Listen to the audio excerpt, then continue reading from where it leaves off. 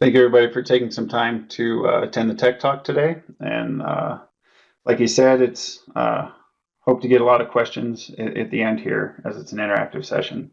So, quick outline of the presentation topics we're going to be talking about today. Start off with a general overview of asset management. Move into why we want to use data to drive our decisions within asset management, and why managing the information and the data that we're using to make those decisions is important. Go through several use cases where Bentley customers have implemented Bentley software to manage their asset information. And finally, discuss strategic asset management and how we view that fits into the AssetWise software suite. Quick general overview of asset management. I'm sure many of you have extensive background in asset management, and the concepts are pretty much the same across industries. However, asset management means different things to different people. If you're a maintenance engineer, it might mean condition monitoring and work management. If you're an accountant, it might mean valuation and budgetary management. If you're an executive within an organization, you might view it as reporting tools to see how your organization is performing. We adapted this image from ISO, and I like it because it shows that asset management is an organizational concept, not necessarily just a discipline or an activity within a discipline. And it also shows that being under the organizational part, that leadership and culture play a huge role in determining the importance and perceived value of asset management within your organization.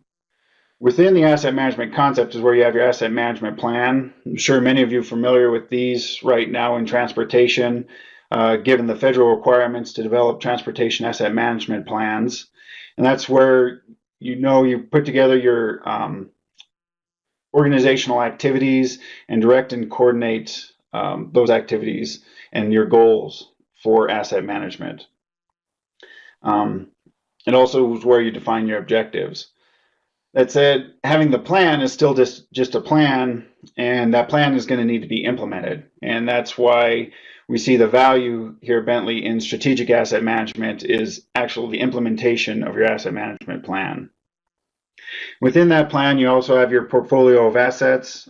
When we're talking strategic asset management, we're not talking about any of the subdivisions of those assets, but the entire portfolio of your assets and how those fall into your operations and capital expenditures.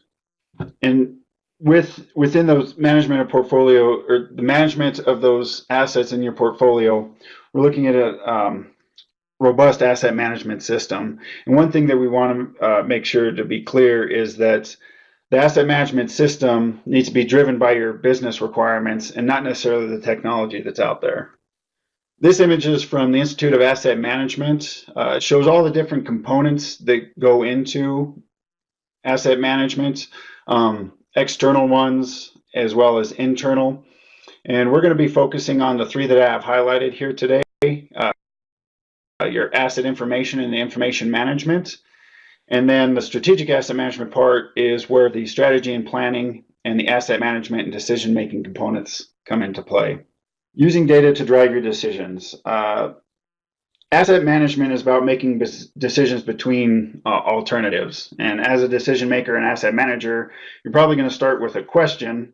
And the answer to that question isn't necessarily always obvious. And there might not necessarily be a correct answer either. As engineers, we're kind of trained to find the correct answer or find the correct solution. But in asset management, and there's not necessarily always just one single correct answer, one single correct solution. And so in order to make decisions, you might rely on, well, we've always done it this way, or kind of that's the way it's been done throughout history, taking the it's not broken, don't fix it approach. Another way you might make those decisions would be to use your gut instinct or just professional experience. And while I feel that professional experience is a very valid way of making decisions, the best option is to use data and analyze that data to help make a more informed decisions. We as humans try and use as much information as possible to make our decisions in our own personal lives, but that's starting to shift and be more of a focus in business decisions as well. And speaking of that, I'd like to take a minute to share a short story about a businessman that was way ahead of his time when it came to using data to drive business decisions. He was looking for new and innovative ways to gain a competitive advantage by reducing his costs. In of itself, that's nothing new. All businesses look for ways to reduce costs and gain competitive advantage. Where he was a little bit different was he saw the value in collecting as much data as possible from his customers and analyzing that data to make better decisions for both his operating and capital costs. So in the mid 1960s, at the dawn of when computers were first kind of becoming popular, kind of really just hitting the market, he hired someone to computerize his whole operation, which was done by hand previously. Fast forward about 20 years in the 1980s, he invested in a central database and satellite network. And in doing this, it enabled him to collect and analyze his operational data quicker than ever before, and he utilized that data to make forecasts about his future revenues. Another about 10 years later, early 1990s, that system had continued to grow until it was a 570 terabit system.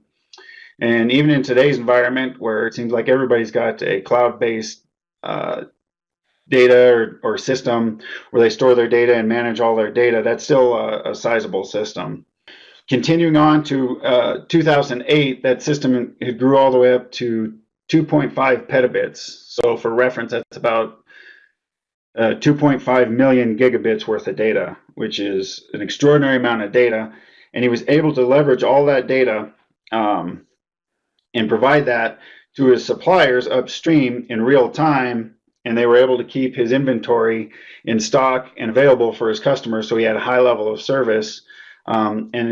All of this allowed him to become one of the most efficient retailers in the world. And if you know that story, you would have already known that that's Walmart. And it seems like today every corporation is trying to leverage data to drive their business decisions, not only using data for themselves, but providing it to their customers that use their solutions so that they can make better decisions for their businesses. And while this doesn't necessarily directly connect to asset management, the same bang for your buck principles for making data-driven decisions can be used in asset management. As mentioned before, managing your asset information is the foundation for data-driven decisions in asset management. It's imperative to have a high-quality information management system and information management practices. Reason being is there's a lot of questions a decision maker is trying to make, and they fit together kind of like this image in the puzzle. They rely on the data to provide guidance to answer these various questions, but if you don't have good, solid data, the answers you're going to get for these questions isn't going to be very good. Kind of the garbage in, garbage out principle. This image illustrates our view of connected data environments and how to manage the information throughout the life cycle of your assets here at Bentley. So at the center of your asset management program, you have a connected data environment and a well-managed asset information system. And throughout the asset life cycle, their information about assets, various assets, are being pushed and pulled from that system. And as you can see, asset-wise is at several areas within the image here. And the reason is asset-wise is made up of several modules or subprograms. And I'm going to go through some case studies here to discuss how different agencies have implemented different parts of asset-wise to help them manage their asset information. The first one is Network Rail. Little background, Network Rail is one of the largest asset owners in the UK. They maintain about 40,000 bridges, tunnels, and viaducts with about 2,500 stations and more than 20,000 miles of track. Their challenges are very similar to probably what you have as a transportation agency, is an ever-increasing demand on their system, as well as having a very geographically diverse asset base and an aging infrastructure And their goal was to continue to reduce their costs and improve services. The solution that they went with was our AssetWise Operational Analytics program. By implementing operational analytics, they've gained a better understanding of the rates of deterioration of their assets. They've been able to determine what interventions are the most effective and determine better timing for those interventions. Now that they have their asset information managed well, their long-term goal is to obtain a world-class asset management system for their track, and through that asset management system, improve their decision makings and optimize their capital and operating expenses. In addition, they're hoping that the strategic asset management system they're looking to do will help reduce the variability in the decisions they make. Because, as previously mentioned, using data to drive your decisions will help reduce that variability. The next case study I have is the Connecticut DOT. And while most DOTs are known for roads and bridges, they manage more than that. They have mass transit systems, ports, waterways, and aviation facilities they manage. The challenges they were having was to view all of their information across the organization in a single source or a single view. They also wanted to enable the public to be able to view asset information throughout the network. And they also wanted to connect different applications for an integrated approach to their asset management. So Connecticut has implemented our AssetWise ALIM, asset reliability, and superload solutions. With AssetWise, Connecticut's been able to manage and maintain all of the information on their entire road network, including the state and local roads. The assets they're managing also include events such as speed zones and traffic counts, not just physical assets. In addition, the solutions support spatial display of information. And the AssetWise LRS, they're able to associate projects and ProjectWise with the road network for display and query purposes. So when they define a new project, they can automatically query the area in the network for the asset information that would be part of that project. So you can think of that as visual location of where the assets are for a given project. In addition, they've also implemented Bentley's Transportation Intelligence Gateway to perform complex network analysis and segment their roadway. They also use the Transportation Intelligence Gateway to do their federal reporting, HPMS reporting. And finally, with Superload, that is automated their permitting process and has given their users an easy means of acquiring vehicle permits online. Next is the Utah Transit Authority. Background on them: they provide the public transportation throughout the Wasatch Front of Utah, which is Salt Lake, kind of north and south of Salt Lake. They have an annual ridership of about 45 million people, and they operate fixed route buses, express buses, light rails, streetcars, and a commuter rail train. The primary challenge with UTA was maintaining a good state of repair as required by the new FTA, the FTA requirements set out as part of the MAP 21 legislation. So UTA has implemented our AssetWise reliability, and they're using that for inventory, inspection, maintenance, deterioration, and condition ratings for all of those assets. Furthermore, they're using that to develop the reports for Federal Transit, as well as their own defined asset management reports. Recently, they also implemented our AssetWise Operational Analytics program. They're using that to address their linear asset and fixed guideway management needs. And as I've mentioned before with other agencies, they're also, now that they have their information management kind of set, they're looking to expand that to have a more robust asset management system and use data to drive their decisions. Next is Oregon DOT. As I mentioned before, they do more than, with Connecticut, they do more than roads and bridges. They have railways, public transportation services, and transportation safety programs. Um, and they have quite a few different asset types they are managing. That not only just the physical assets, bridges, signs, roadways, barriers, but they're also considering boundary assets such as districts and regions, logical assets, traffic volumes and lanes, and proximity assets such as intersecting roads and rest areas.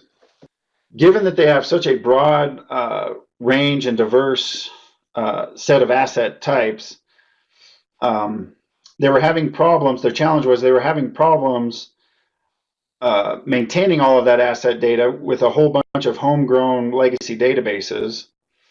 In addition, that data was scattered across multiple agencies, and in order to pull it all together to do their required federal reporting, it would take months at a time to do that reporting, and it was a very inefficient way of doing it. So they have implemented Bentley's AssetWise Transportation Intelligent Gateway, and this has drastically simplified their process for HPMS reporting and has also improved the efficiency significantly for that process as well. And by efficiency, it's not just the time part of it, but also the production cost and the cost of maintaining all of those legacy systems internally has been drastically reduced or eliminated. The last case study for information management that I have for you is the New York Metro Transit. MTA is a regional provider and is made up of several organizations. They serve, all of their agencies together serve about 14.6 million people. And their different systems carry over 11 million passengers and 800,000 vehicles on an average weekday. And their total asset, including their trains, buses, bridges, tunnels, and track, is approximately $1 trillion. As mentioned before, they have a similar challenge in maintaining a good state of repair and complying with government regulations. But MTA also had a bigger challenge of actually implementing strategic asset management and managing their costs, reducing risks, and improving safety and reliability of the system for their customers. So New York MTA has implemented our operational analytics and asset reliability software programs. In addition to just the software, they've also set up a asset management group that is made up of leadership and executives. And as mentioned early on, the leadership and culture definitely plays a huge role and has a huge impact on the value and benefits you'll see from your asset management system within the organization. So that's one that they've implemented that is added extra benefit to their implementation. So all of those use cases primarily focused on asset information management and leveraging that data to make some decisions about your assets. But strategic asset management is much more than just knowing kind of what you have and where it's located. It's about applying the business logic to that data so that we can make those data-driven decisions that we've been talking about. In other words, what we want to know is how do we optimally allocate our funds to meet all of our goals as an organization. And this is where, if you back to the IAM different components of asset management, the strategy and planning and decision-making process is kind of where strategic asset management lies in that diagram. The framework here is from an NCHRP report. I really like it because it clearly defines all the major steps that are going to be required in strategic asset management. And from an AssetWise perspective, currently, AssetWise knows my asset configuration, what condition my assets are in, what is the risk of failure or potential risk of failure for those assets. And when I say failure, that can mean catastrophic failure or functional failure. And to a certain degree, what maintenance I need to do next on my assets. When strategic asset management, what the functionality we're looking to add is, how do I prioritize that maintenance? Instead of maintenance, should I do a replacement or should I do a refurbishment for those assets? Should I expand my system so that I can meet future requirements? And all of that, how do I optimize it so across my capital expenditures and my operating expenditures across different asset classes? So I mentioned optimization a few times and trade-offs. I just want to take a minute to go ahead and define that and what we mean by optimization and trade-offs. And there are several ways we can look at this. So to begin with, if you were to take a set of projects and plot them on their cost relative to their value or the benefit that they provide to the system, you'd end up with a scatter plot that looks something like this. And what you see is there's a boundary line that emerges on the upper end of it. And what that boundary is, and boundary is the optimal, that boundary shows the optimal projects in terms of a cost-benefit ratio. So we're saying we're going to optimize and pick the most optimal projects. It would be projects that lie along that Pareto horizon there. Now, that's not to say that you might not pick one of those other suboptimal projects because of political factors, socioeconomical, or other confounding factors that are out there that may occur. But when we talk about optimization, this is what we mean when we're looking at a cost-benefit optimization.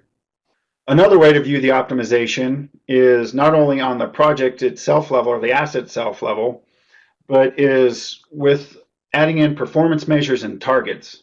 And this is important because obviously all the regulatory requirements have some sort of performance measure or target you need to meet. And in this case, what you're going to see is you're going to have several performance measures and several targets, and you're going to have to trade off between those given your specific funding constraints. And so what we're looking here to optimize is, given all of our constraints, even though we have an optimal set of projects, there's going to be projects that would fall along the optimal line that we still shouldn't do because it still doesn't meet our minimum targets or our constraints. And as you were to move that funding, which is the green line in this image, you would end up with a different set of optimal projects. Another way to look at the optimization is from a time or a life cycle perspective. So for every asset, you have various costs of ownership, fixed costs, O&M costs, which result in a total life cycle cost for that asset.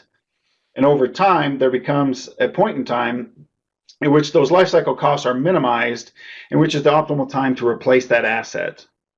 So these three diagrams, when we're talking optimization and trade-offs, are aspects of what we mean when we're talking the optimization. Now, you might be sitting there thinking to yourself, this is nice, but why should I care? The first reason you should care is because it's the law. As you know, FHWA and FTA have new measures and reporting requirements that are tied to federal funding.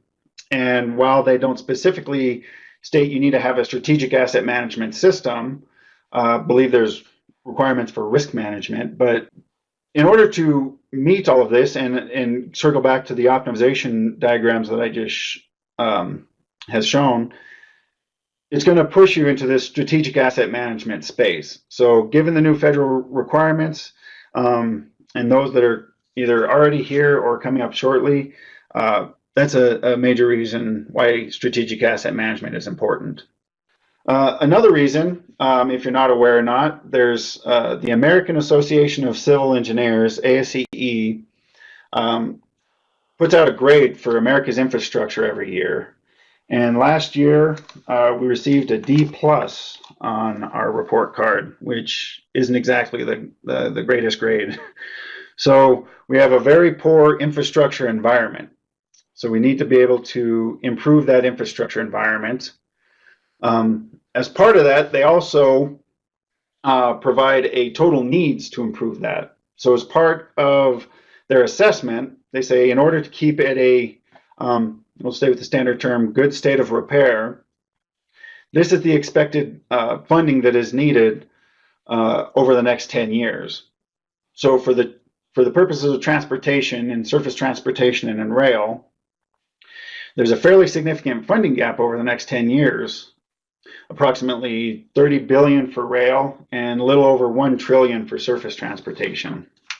I'm going to take a quick departure here because I find it interesting when we speak casually about some of these numbers for projects. You know, $1 million for this project, $1 billion for this project, need is $1 million, or $1 trillion in funding. And sometimes I think it's easy to lose context of the amount of money we're actually talking about here. So it's just kind of an interesting side note departure here. I have a few images to provide some perspective on the type of money we're talking about. So if you take your standard $100 bill and you put it in stacks of 10,000, you have 100 of those, you end up with $1 million. So the image on the right there is your stack of $1 million. When I first saw this image, I was not too impressed because $1 million is a lot of money, but it doesn't look like a lot of money.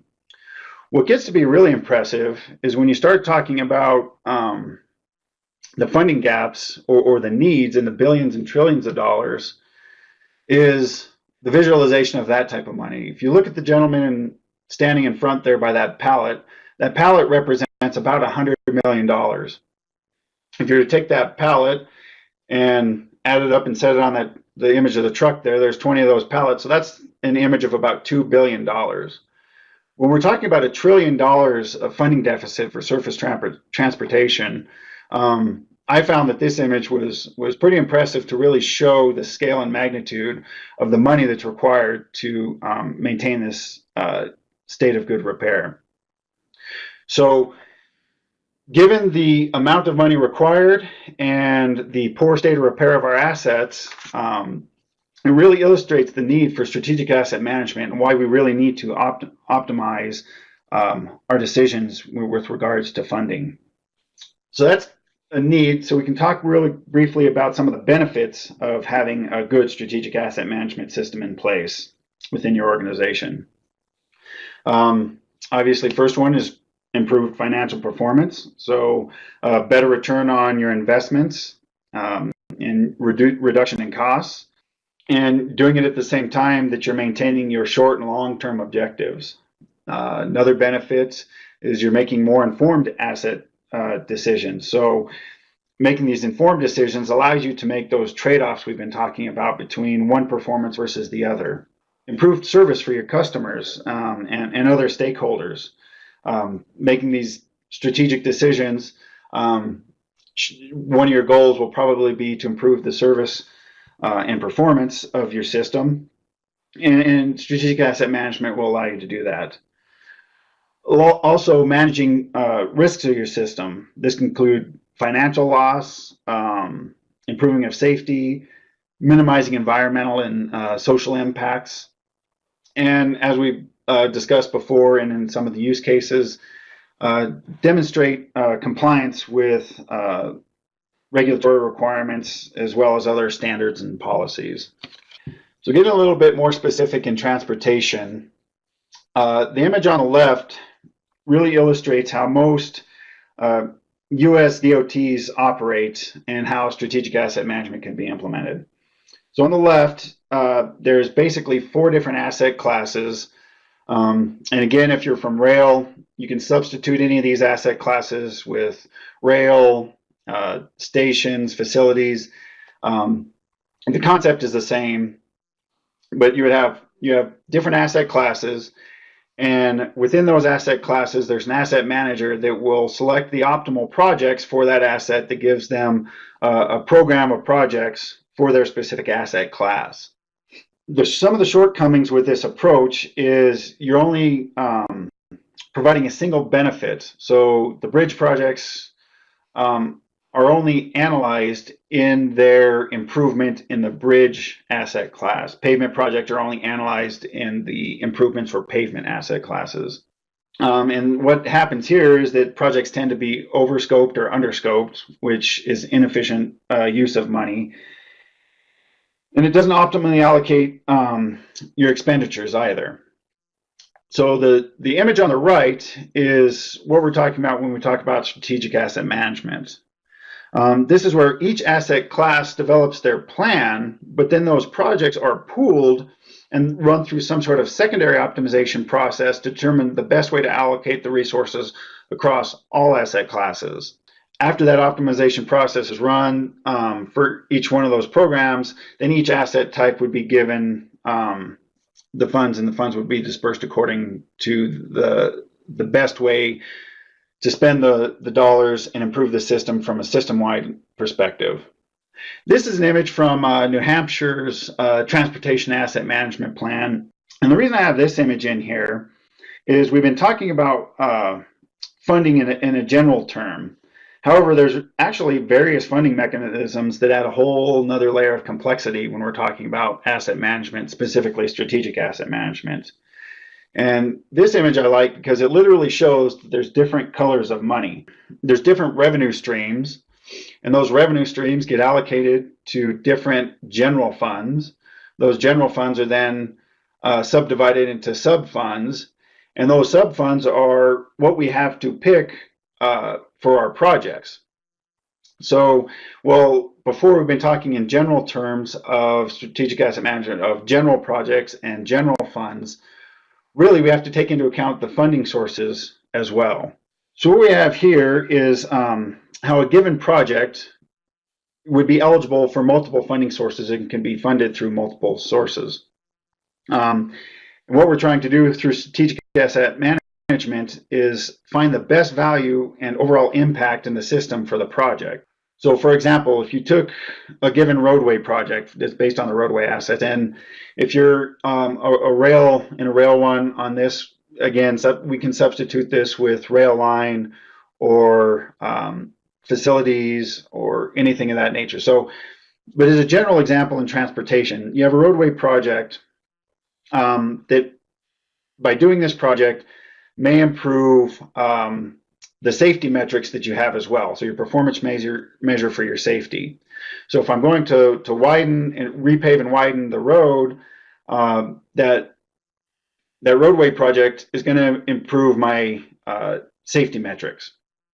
At the same time I'm widening that road, I'm probably adding improvements to my bridge because I'd be widening my bridge as well.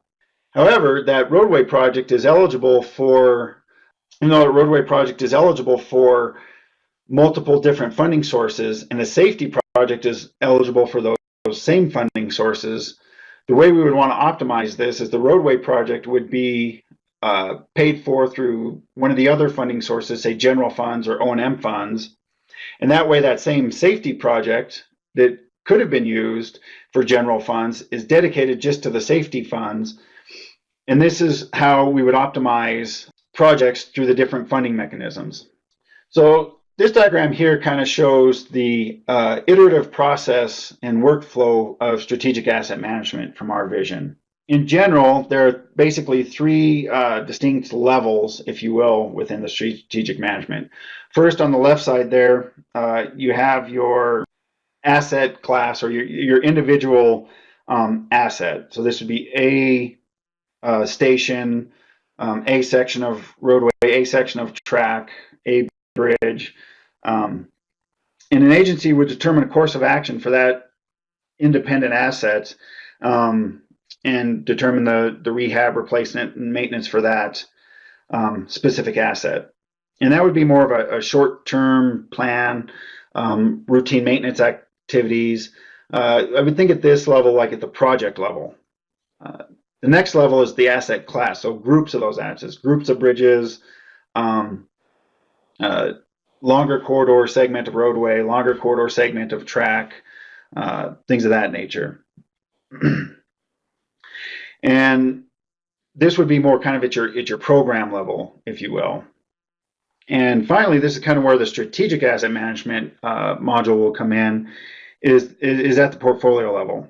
And this is where the funding and resource allocations are set in the long-term plan. It's also where you would look at, as shown in the previous diagrams, cross-asset resource allocation. And as I mentioned before, this would have inputs and outputs to some other external systems, such as a maintenance management system. I'd like to point out too, this is an iterative process. So as you move up the asset class level and push it back down, those optimal projects may change. So this is definitely a cyclical and iterative process that we would go through. So given all this, the need, the benefits, and requirements for strategic asset management, this is our high-level solution map for strategic asset management within transportation. The way it works here is you have your asset information as shown on the left side. There's going to be databases with asset attribute data. This could be inventory and work history, intervention costs, geospatial information, functional attributes. You'd have your historical O&M information. So again, this could be construction projects, intervention costs, that type of data. You might have asset-specific management databases. For example, a pavement management system or a bridge management system where you're doing that asset-specific or asset class optimization. And all of that information is going to be passed through our AssetWise interoperability services to that secondary optimization that I talked about for strategic asset management and asset investment planning.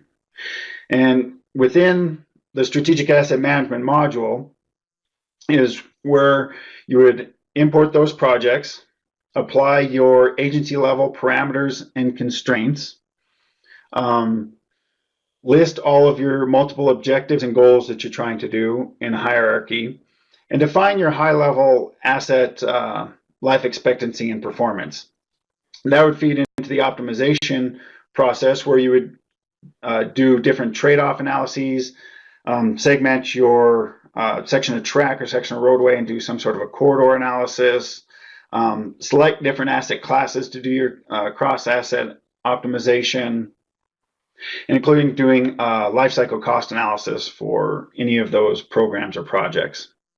Now, the final part of this obviously is the output for your planning stages and your reporting and level of service review. So you can think of that as to me the end goal where you really want to do, which is your executive level summary that you're going to be publishing to the executives and to your users and stakeholders.